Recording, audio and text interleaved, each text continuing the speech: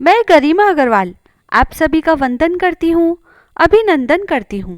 आज हम सुनते हैं आमल की एकादशी व्रत कथा।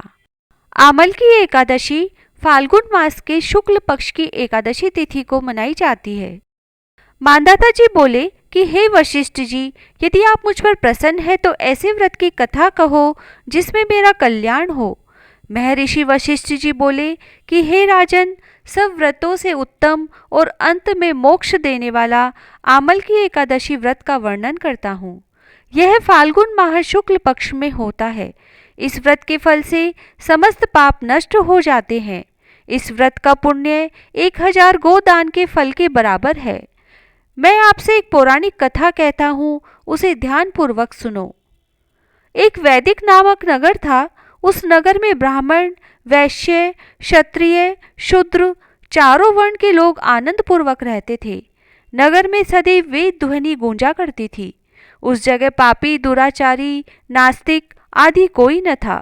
उस नगर में चैत्र रथ नामक चंद्रवंशी राजा राज्य करता था। वह महान विद्वान तथा धार्मिक था। उस राज्य में कोई भी दरिद्र तथा कंजूस नहीं था। उस राज्य के सब निवासी विष्णु भक्त थे।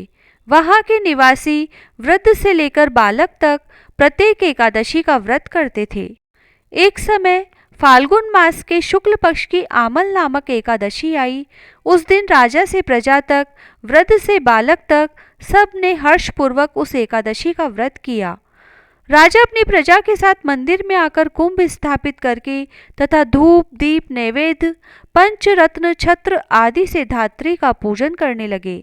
वे सब धात्री की इस प्रकार स्तुति करने लगे, हे धात्री, तुम ब्रह्मा स्वरूप हो, तुम ब्रह्मा जी द्वारा उत्पन्न हो और समस्त पापों को नष्ट करने वाली हो। तुमको नमस्कार है। अब तुम मेरा अर्घ्य स्वीकार करो। तुम श्री रामचंद्र जी के द्वारा सम्मानित हो। मैं आपकी प्रार्थना करता हूँ, मेरे समस्त पापों का हरण करो। उस देवालय में रात्रि को सबने जागरण किया। रात्रि के समय उस जगह एक बहेलिया आया। वह महापापी तथा दुराचारी था। अपने कुटुंब का पालन वह जीव हिंसा करके करता था। वह भूख प्यास से अत्यंत व्याकुल था। वह कुछ भोजन की इच्छा से मंदिर के एक कोने में बैठ गया। उस जगह वह विष्णु भगवान की कथा तथा एकादशी महात्म्य सुनने लगा। इस प्रकार उस बहेलिया ने समस्त रात्रि को अन्य लोगों के साथ जागरण कर व्यतीत की। प्रातःकाल होते ही सभी लोग अपने अपने घर चले गए। इस प्रकार वह बहेलिया भी अपने घर चला गया और भोजन किया। कुछ समय बीतने के पश्चात उस बहेलिये की मृत्यु हो गई और आमल की एकादशी के व्रत तथा जागरण के प्रभाव से उसने एक राजा के यहाँ जन्म लिया। उसका नाम वसुरथ रखा गया। बड़ा होने पर वह चतुरंगिणी सेना सहित तथा धन धान्य से युक्त होकर 10 सहस्त्र ग्रामों का पालन पोषण करने लगा। वह तेज में सूर्य के समान, क्रांति में चंद्रमा के समान, वीरता में विष्णु भगवान के समान और क्षमा में पृथ्वी के समान था। वह अत्यंत धार्मिक, सत्यवादी, कर्मवीर और विष्णु भक्त था। वह प्रजा का समान भाव से पालन करता था।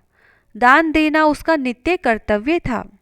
एक दिन वह राजा शिकार खेलने के लिए गया। देवयोग से वन में वह रास्ता भूल गया और दिशा ज्ञान न होने के कारण उसी वन में वृक्ष के नीचे सोता रहा। उसी समय पहाड़ी डाकू वहां आए और राजा को अकेला देखकर उस पर मारो मारो का शब्द करके टूट पड़े। वह डाकू कहने लगे कि इस दुष्ट राजा ने हमारे माता पिता, पुत्र पौत्र आदि संबंधियों को मारा है तथा देश से निकाल दिया, अतः इसे अब अवश्य मारना चाहिए।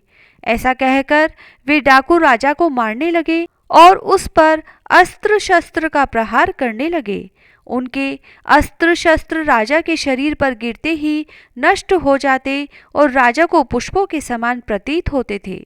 उन डाकुओं के अस्त्र शस्त्र उन पर उल्टा प्रहार करने लगे, जिससे वह मूर्छित हो गए।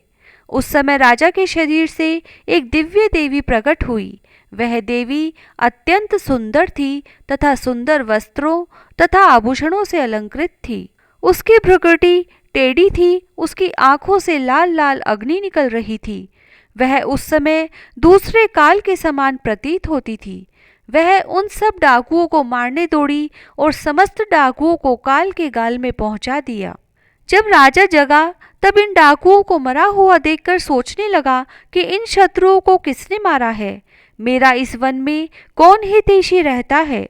जब वह राजा ऐसा विचार कर रहा था तब ही आकाशवाणी हुई, हे राजन, इस संसार में विष्णु भगवान के अतिरिक्त तेरी रक्षा कौन कर सकता है।